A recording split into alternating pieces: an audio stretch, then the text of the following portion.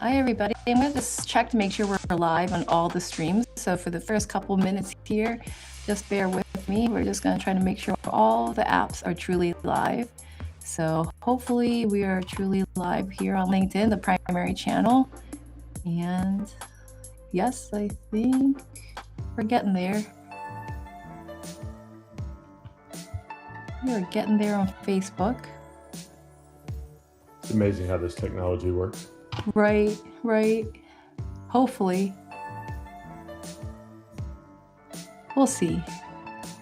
It may or may not work on Facebook, but saying hi to everybody we're live on Instagram. This is rare and so amazing.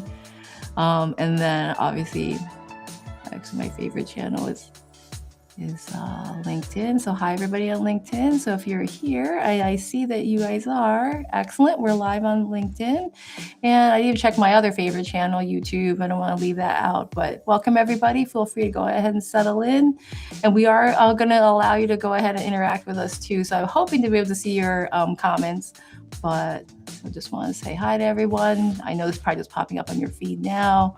So if you want, you're allowed to chat with us. So feel free to go ahead and say hello in the chat box. But we'll get started here shortly. So, hey everybody, welcome to our LinkedIn Live event by Transforming Healthcare Coaching.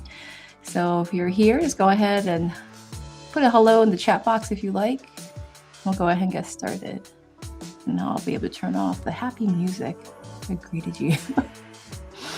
So awesome. Well, welcome everybody. We're excited to have you. And so my name is Lillian Emlett. I'm the founder and CEO of Transforming Healthcare Coaching. And we're joined today with Dusty Holcomb, who is the founder and CEO of the Arcqus Group, which is an executive coaching and leadership consulting firm dedicated to helping leaders connect purpose to performance through clarity, consistency, and accountability. And Dusty has over 26 years of senior executive leadership experience. Before founding the Arcqus Group, he's had roles that span operations, marketing, and presidency in multi-billion-dollar organizations. And so Dusty is a servant leader at his core. And so we're really excited to have him on today because we actually say the same things, except just to slightly different audiences. And he's really all about enabling purpose and success in others. And so welcome, Dusty, to the show. Lillian, thank you so much for having me. It's exciting to talk with someone who has similar beliefs, but then such a different angle on it and a different audience. And I'm really excited for our conversation today. Yeah, I'm super excited to talk with you today too, because I think the reality is a lot of us think that leadership can scale pretty easily. I think you and I both know that's not necessarily true. You can be a great leader for maybe 2 or 3 people, probably even 10 people. But then when you get a 50, 100, 200, 1,000, it starts to change a little bit. It does. It starts to change. I would say the principles of leadership don't change, but how you lead yourself and how you need to show up differently to be the leader that is necessary at that next stage of growth or that next level of scale is different. And you have to unlearn skills that got you to where you are, and you have to learn new skills. The beautiful thing, though, is, and I firmly believe this to the core of my being, that leadership is a learned behavior. And it's because it is a learned behavior, we constantly have to be unlearning and relearning and new learning. And so we're always in this leveling up game. And then that's a wonderful thing, right? You get to, what you did with 2 people is different than what you do with 2,000, but leadership is leadership. And John Maxwell has my favorite quote on this, which is, leadership is influence, nothing more and nothing less. And I find that when you think about it that way and you understand that influence is a manifestation of behavior and it's setting example for others, it's a little less terrifying whether you're leading 2 or 2,000. It's just influence. And how do we need to show up and influence others? Yeah. I think, at least in my world, healthcare professionals often feel really stuck in the middle. They know they're leading people. They know they can how to lead their own little tiny team in the office or in the hospital, but they don't always feel like real leaders. In your 26 years of executive experience, what is the most common gap you see between how leaders see themselves and how they actually show up?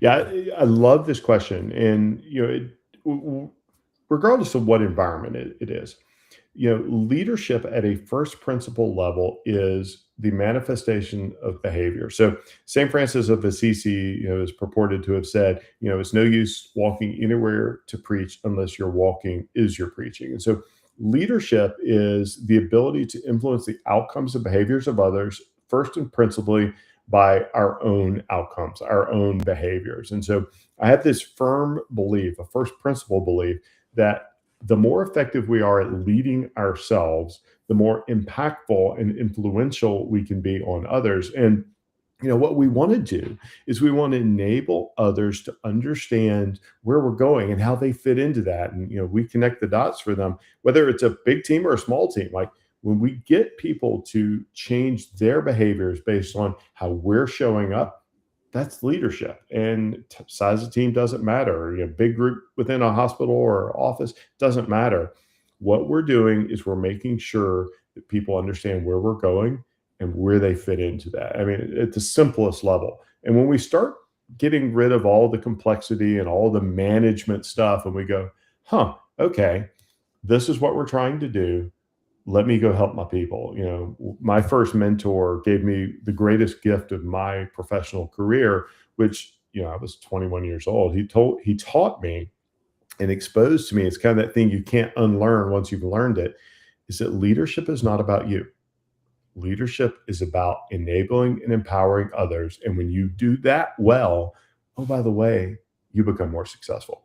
So, the thing that I would say that the gap that I see, regardless of role, position, whatever, is that people think that leadership and management are the same thing. And they think leadership is about themselves. And it's not at all. Yeah, it's a really good point. And I think the other hard thing too is we often also take on everyone else's identity and everyone else's definition of everything else, meaning like whatever the outcomes are, whatever the way it's exhibited, the way it's supposed to be, a lot of things there isn't a hidden curriculum in terms of how you're supposed to show up. And there's often dissonance, I think, Mhm. throughout our entire career where we try on so many different outfits, we try on so many different like models of leadership and they don't ever feel quite right. And so I think what you're talking about, the fact that it begins with you and that you have to walk the talk first.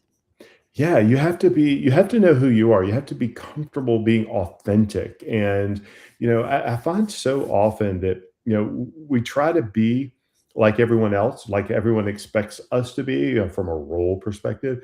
And Mhm. even more dangerous to that is that we try to make everyone else happy. We try to amend ourselves and we end up being the unhappy one because we're not being authentic, we're not being real, we're not being true to ourselves. And when you do the work to work on yourself and just understand what you value, how you show up, what it is that you want others to know because they've interacted with you. When you can show up that way, you're not having to play in the theater anymore. You're just showing up. And I have found, bar none, zero fail here, that when people show up that way, what happens is those that they're leading level up too. Those that they're leading show up better because they trust the person that's leading them because they know that it's an authentic and real self. And it's not just a role or a label or a title. Yeah. And that's hard. I have to admit, throughout your career, you don't really know you don't know what you don't know. And so Mm, a lot of healthcare professionals, whether you're a physician, a nurse, an NP, a PA, they often tell us that, oh, they're waiting more for more. They're waiting for coaching. They're waiting for more learning, more resources, they're waiting to mm. become more senior before they feel ready to lead. And what would you say to that person right now, the juniors who are probably just, a couple years into practice and they really just don't feel like they're a leader and they're raging against the system the entire time? Yeah, I'd go back to this idea that leadership is influence. And some of the most important influence we'll ever do is influencing up or it's influencing Mhm. horizontally. And if we're raging against, what we're doing is we are surrendering any influence that we have. We're surrendering any control that we have. And so, I have this I work with leaders all the time and they'll start raging about something. And these are people who have the title, right? Right. And I'll go, wait a minute, but what can you do? What is the influence that you get to have? Maybe you're not ready in your mind for a leadership role, but what is the outcome that you want to shift or change? And what is it that you can do? because that's leadership, identifying an opportunity to change your behavior that creates a manifestation for and on others. That's leadership. And I think we get wrapped around the axle thinking about it as a title or a Mhm. position, and we don't think about what it really is, which is influence. And that's in our ability to influence is predicated on our ability to make choices and to see the world and make better or different choices. And that's the thing I always encourage people to talk about is what is the choice you can make? What is the input that you can create? What is it? And when you start doing that, you realize that you have agency. You realize you do have effect on the system. And maybe you're a small team in a massive system and you can't change the entire world. But what you can change is the three people around you, or what you can change is the patient experience for the person in front of you. You can change that. And if it's only your mindset that you change, you know what? Who's going to be happier at the end of the day because you chose to show up and have a positive effect? You are. Seems like a pretty good value exchange to me. Right, right. So with this self-leadership, it has to come before you can lead other people. And Mm, so walk us through what you think that really means in practice. What does leading yourself might look like day to day, maybe for someone who's in a busy clinical or administrative role. I mean, these are often, 10, 12-hour days for many yes. days in a row. I'm curious what that might look like. Well, one of the things when you talk about leading yourself, like if we want to have a positive influence or impact on the lives of others, whether it's a team we manage or a company that we run, we have to recognize and understand here's where we are today, and I want to grow. I want to get better. And so to lead myself says I'm going to have done the intentional work to decide in advance how I'm going to show up differently, and I'm going to be a little bit better. I'm going to be a little more proactive. When you think about it, 10, 12-hour days in a busy operating environment, oftentimes we're reacting to Mhm. the environment that's around us. And the way I like to think about this, because I spent a lot of years studying judo, is when we're reacting, we're on our heels. And when we spend all of our time in a reactive state, and the football or baseball or any other sports metaphor works here, when you're on the heels of your feet, you're not ready to play. And what we want to do when we lead ourselves first, we shift to the balls of our feet. We're prepared no matter what happens around us to react better, to react more proactively. So when I think about leading yourself first, it is intentionally setting aside the time, and it doesn't have to be a lot of time, but the intentional mind state to understand this is where I'm going, this is what I need to do differently, and this is how I'm going to get there. And I'm going to shift to the balls of my feet. So even in a 12-hour day where the world's coming at me fast, I have the ability to make choices, and I've decided in advance how I'm going to show up, what's important, what I'm going to say yes to, what I'm going to say no to. And when we do that, what we really have created for ourselves is clarity. And when we have clarity, we can then choose to align our actions, our behaviors, our responses, our leadership. We get to choose all these things. And when we align, what happens is we get better results. We start to execute at a better and different level. So the way I would wrap a bow around all of that is understanding and defining what you want to achieve, choosing how to align your behaviors to accomplish that, and then executing against your plan is a shift from your heels to the balls of your feet. And it lets those 12-hour days go from being just crazy reactive states to proactive focus. And when you do that and you do that well, little things shift. And it's not massive shift. It's not like an overnight, hey, I'm suddenly leading myself and now I am the grand poobah of all things. No, you've Right. shown up differently today and you're better tomorrow. Right. It's really funny. I think that's part of the reason why there's so much emphasis on many well-being programs on Mm, mindset and things that you can do for your own health, your mental and your physical well-being and the physiological foundation. Because it is grueling for 12 hours a day to, be on your feet or dealing with unprepared emergencies. And yet the mm, most important person in the room is yourself. And so you're no good to anyone else if you don't take care of yourself first. And even though healthcare professionals hear this, they often can't begin to imagine what it looks mm. like to lead yourself first, to do the tiny little actions, to talk about those tiny actions and tell other students, this is how I get through the day. I go for a walk, I meditate. Like people don't talk about these things except recently. So it's really kind of amazing that we don't really acknowledge that this is the true foundation. So I'm glad you're talking about it. Well, it's interesting, and I want to react to something you said there. It's like, a good example of leading yourself. And for years, I had to learn, I had this idea or this mindset that if I was working on leading myself, I was being selfish. And it's not that at all. If I want to show up differently and I want to have an impact, I need to take care of myself. So, it could be, it's simple things about working out or water or hydration or a 10-minute break or whatever it is. But the better job I do at taking care of myself, the more impactful I can show up authentically for others. There was something dropped in the chat thread here, and I really love this. And John put in here: do not pursue influence for its own sake. It will show, and you will lose all credibility.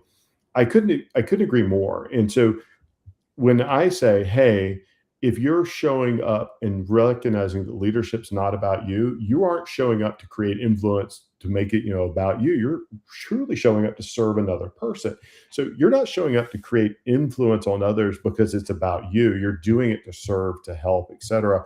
And that's what leadership is. And when we take care of ourselves, self leadership isn't selfish. And sometimes we have to get past some maybe some common programming in our society or societal norms that say, hey, that you've got to be this person who lays it all down and gives it all away. You can't give your best self. You can't serve at the highest level if you're not taking care of yourself, and that's part of self leadership along the journey. Yeah. I think the other thing is something that you really work on quite a bit with all of your C-suite and high ticket business owners with your different coaching incubators that you run at Arcqus. So you have 5 key questions that help leaders connect their purpose to clarity. Because I think a lot of times, sometimes, whether we've been coached before, previously in the past, or now, we do sort of know generally what we want out of life. We do generally have some North Stars. We have spirituality, we have faith, we have a reason why we're spending all our time in our business or, showing up to work as a healthcare professional. But, sometimes these questions can actually take us deeper in terms of recommitting and understanding what you need right now in this next, year, or to reverse engineer what you want in the next 5 years. So could you share those questions with us, how you walk through those things with your clients to help them gain some clarity? Yeah, absolutely. And this is, somebody asked me recently, they said, Dusty, if you could wave a magic wand and change anything in the world and business today, kind of like unlock for others the reason you have this business that you have and the things that you do. And, I told them, I said, the problem I would solve is our ability to connect the dots between why we're here and the actions and activities that are going on within business. And so these 5 questions are those questions that I believe allow leaders to very succinctly begin to connect the dots. And you can apply these for yourself through a self leadership lens. You can apply them through the lens of corporate leadership or team leadership. And the reason I think it is so powerful is that when you can ensure that your team can answer these questions and answer these questions well when you're not in the room, what the magic is, the real value that's happening is that the people who are closest to the problem, the opportunity, the patient, they're equipped to make the right decision, and they have more context than you will ever have. So as leaders, when we instill these answers for others and they can answer them authentically, honestly, and openly when we're not in the room, then magic happens. And here's what those questions are. Question number 1: why are we here? What is our purpose beyond making money?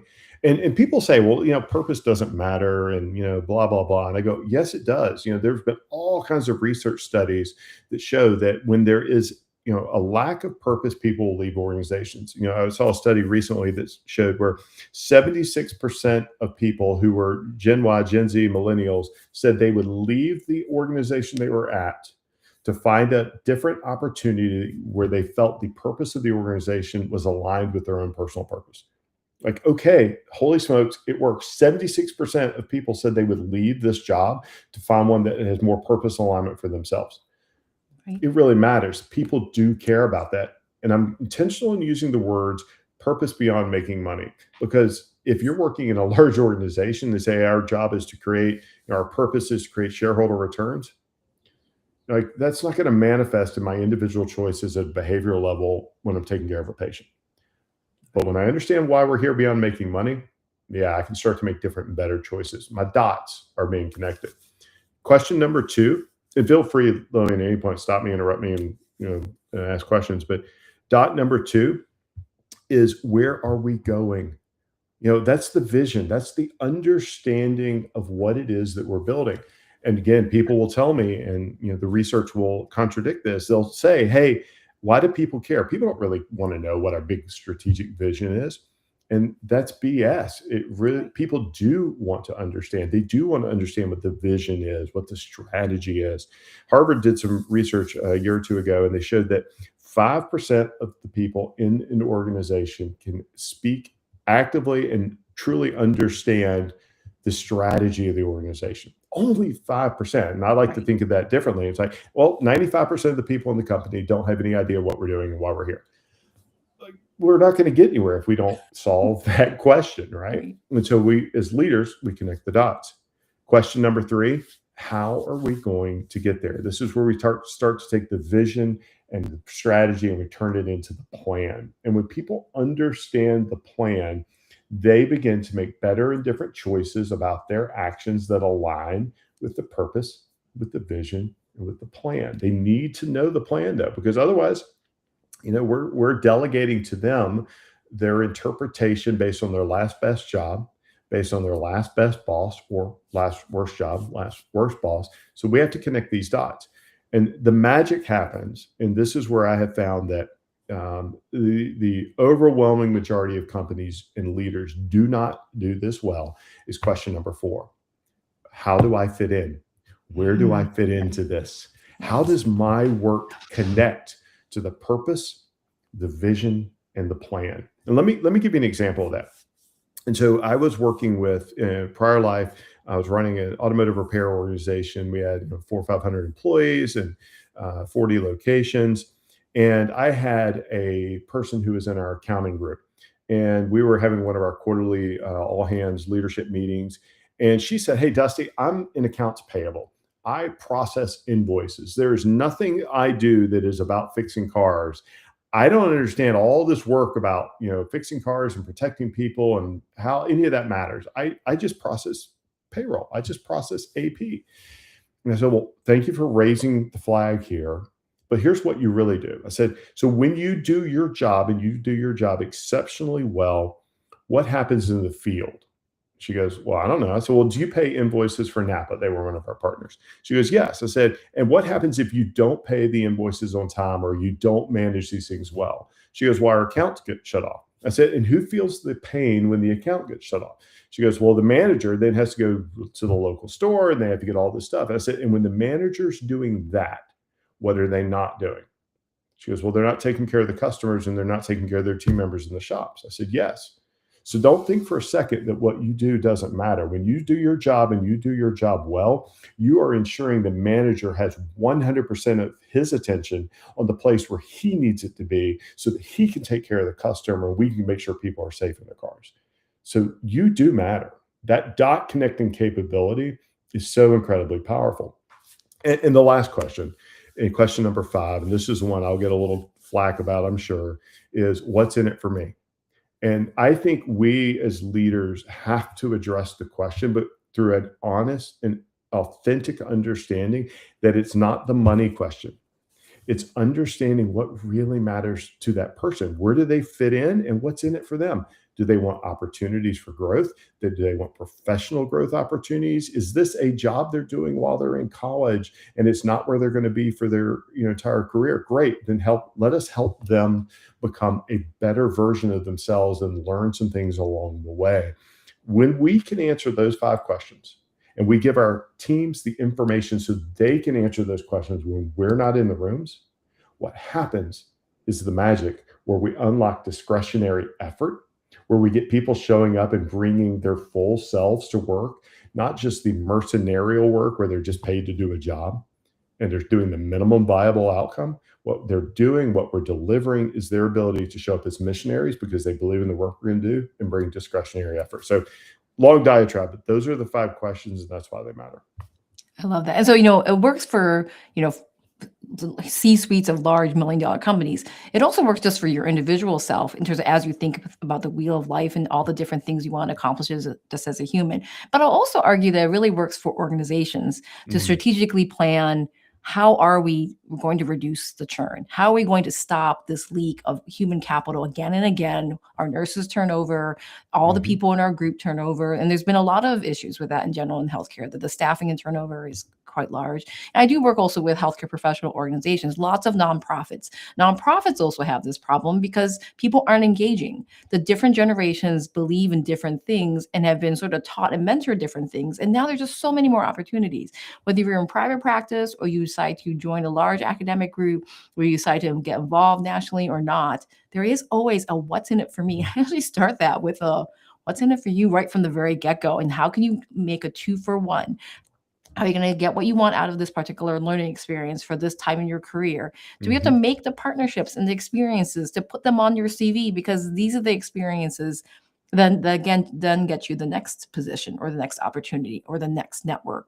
And I think we all know this in business. I think business and networking much more so even than in when you're in training through Mm. the pipeline, what I call the linear ladder. So I'm trying to now teach everyone in healthcare that life is really a diversified portfolio. Your experiences, your, like all the things, and the things in your non medical, I suppose, life also matter, right? When I see on the thing at the very last line of the CV saying, I like to travel, or I'm a foodie, or I'm a jujitsu star, that tells me something about you. And Mhm. so all of the things you do in life do matter, and they do somehow align to the definitions of your purpose and your values.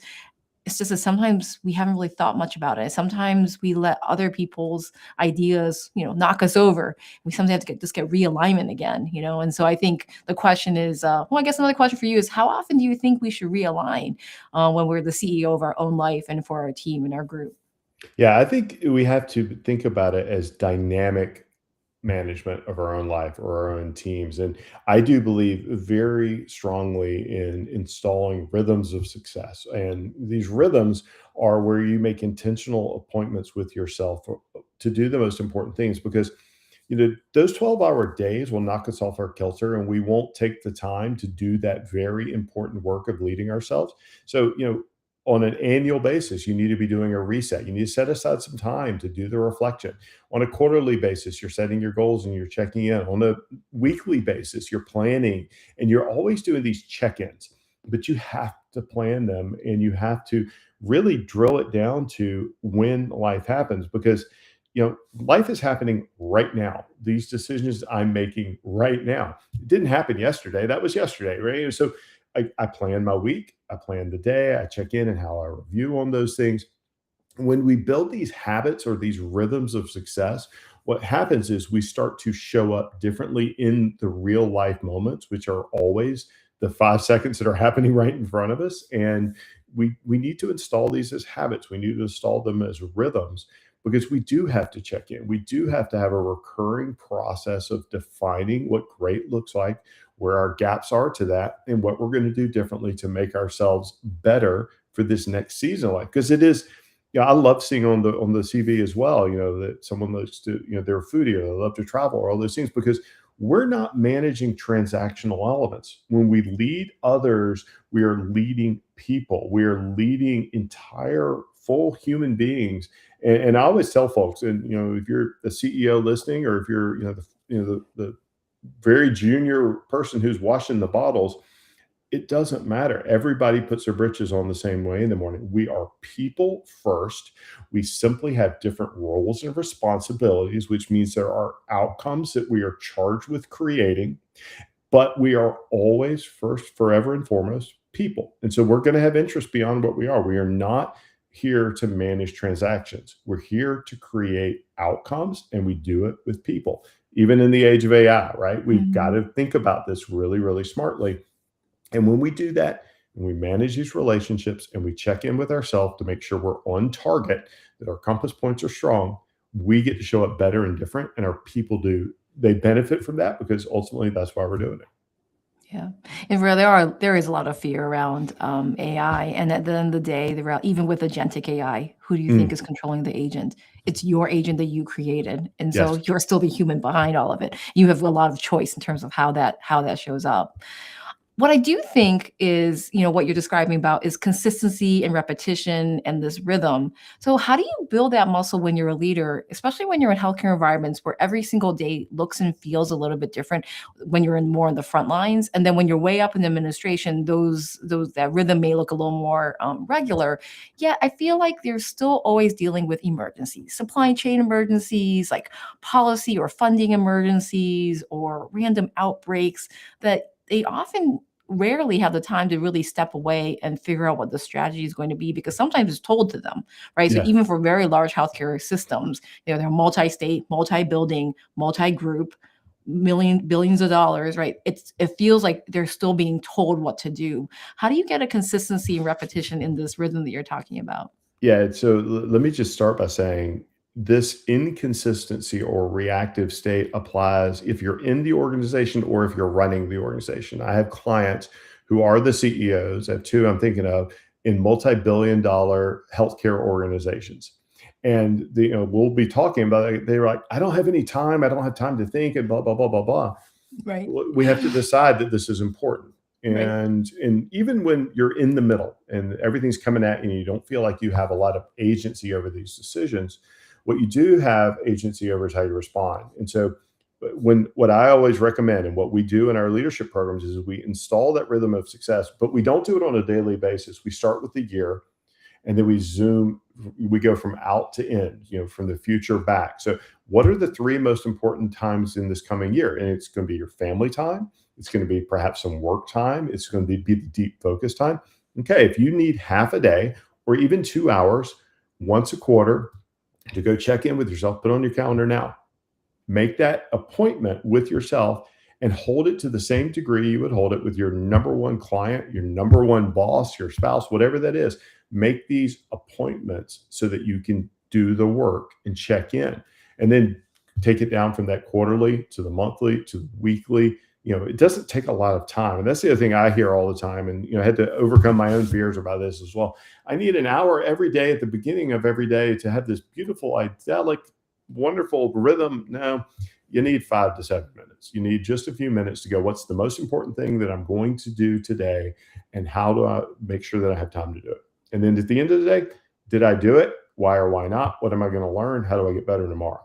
And so when we install these rhythms and we don't feel that we have agency over this strategy as being forced upon us, well, we're surrendering what control we do have, how we show up, what different decisions we can make, the influence we can create for others, and the impact we can create for them. So being intentional is probably the word that I would say is the most important thing to do, is just intentionally give yourself the space to think and throw out this idea that it takes hours or days on a mountain in order to figure all this stuff out.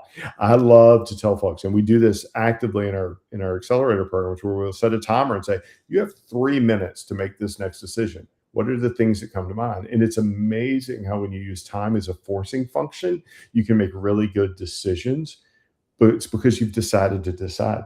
You've decided to act. And I think that's the real secret behind the rhythms of success, is you've made a decision to do these things in advance so that when the world happens and the storm clouds are there, you've already decided what's important and what's not, and you know how you're going to react to that. Yeah, I talk about this a lot with a lot of our clients, especially because they're often working physician moms in leadership positions who are like, Mm, when they do say yes to that position, like, oh great, I just added an entirely another boulder into this jar of really big important rocks. Like, like being a yes. physician and managing my family and being a human and exercising is not enough. And you're right. It always feels like there's not enough time, but with the right strategy, the right time boxing, the right ways of productivity and little support tools, whether it be white space or time chunks, there's ways to get these things done. And that's what we love, I think, about being coaches for high executives. We get an opportunity to help work through that accountability piece. Well, Lillian, I think the most important thing there is we have to go from the understanding that It's not always additive. Like when we get this new role, it's not always adding more. Like the most important thing that I talk about with leaders is the permission they need to say no. What is it they're going to say no to? What is it is no longer part of their role? Because what we do is we're successful for a reason. We get to these positions, and then we get an opportunity to go to the next one, and then we add all this stuff, but we hang on to all the things that made us successful in the last role or successful to get to that next role, as opposed to sloughing those things off and saying that's no longer what I'm going to do anymore. I need permission to say no. I'm working with the CEO of a very large transportation logistics company, and we were going through his calendar. This is literally what we're doing. We're going through his calendar. I'm like, "Why are you in this meeting?" Well, because I've always gone to this meeting. Was who's in charge of being there? Who's going to make the decisions? Do you need to make these decisions? No, I have these people now. He's recently been promoted to CEO. It's like, okay, now you've got to change your mindset here. You have to say no. You now have this massive new big rock. You're responsible for the whole company. And the holding on to these things because you don't trust or you haven't created delegation protocols or all these other things are holding you back from doing the things you need to do. And yet we're always going to be busy. I mean, that's a truism of life. There is no, we're always going to be busy. If you ask anyone you meet, how are you doing? Well, I'm really busy. Are you busy doing the things that only you can do that create the impact that you want, that will create the value that you need? And most of the times we're busy doing things that don't matter, or we're busy doing things that were part of our former self and aren't part of our future self. And we just have to give ourselves permission to say no. And that's why we need folks like you, or, and I have a coach, because we can't read the label from inside the jar. Sometimes we're so busy being busy that Right. we don't know that we're busy doing the wrong things. Right. Well, it's also kind of interesting, we're not 20 anymore, neither of us, and Nope. it's interesting always to be questioned. So how true is that? How true is it that you do need to be the one? Like we're not used to really getting questioned that often sometimes, and so like how true is it that you actually have to do all of the laundry yourself, or how true is it that you actually have to do the cookies for the PTO or whatever things you also signed up for? And so you have to sort of think outside the box. And sometimes it's nice to have someone who helps you think outside the box. But Amen. yeah. So it's been amazing talking with you, Dusty. How can people work with you, get to know you, find out about your programs? Yeah, the first thing I would encourage people to do is simply check out an asset that I want to give everyone, and it's called My Rules of Engagement. It's a playbook for clarifying for yourself what's really important in how you show up as a leader. And if you go to myrulesofengagement.com, we give you a playbook, we give you a complimentary disc assessment that gives you the access and ability to understand your own behavioral profiles. If you do that, that's a free gift for me to you, because I'm so passionate about helping people create clarity first so that they can lead and impact others. We'll send you some information and give you some tools to that. If you'd like to learn what we do from a leadership impact accelerator or coaching programs, you can check out arcqusgroup.com, ARCQUS group.com. But the number one burning thing I would say is do the playbook that creates your rules of engagement, because what that really does is you're codifying for yourself what you believe, why you believe it, and how you're going to show up. And once you've done that, you can't unsee it. It changes how you actively show up every single day. And I found it to be one of the most powerful frameworks that we teach leaders. And I want to give it to your audience as a guest. Oh, thank you so much, Dusty. So thank you so much for being here. This conversation has been such a gift. And so for everyone who's joining us live or is listening in on the replay, if you have one last question you want to ask Dusty, we'll see if we can sneak something in. But otherwise, if you're listening on the replay, thank you everyone for being here. Leadership in healthcare is really hard, but you're not alone and you don't have to figure it out by yourself. And we are excited to be able to see the growth of coaching and executive coaching in healthcare in general, because we really feel that the way it's been is really not how it's going to be or needs to be for the future. And together we want to transform healthcare one person at a time. So thank you so much, Dusty, for coming. And thank you everybody for listening. And we will see you on the next LinkedIn Live event and on our podcast. Follow us for more at transforminghealthcare.coach and at Arcqus Group. Thanks, Lillian. Thanks, Dusty.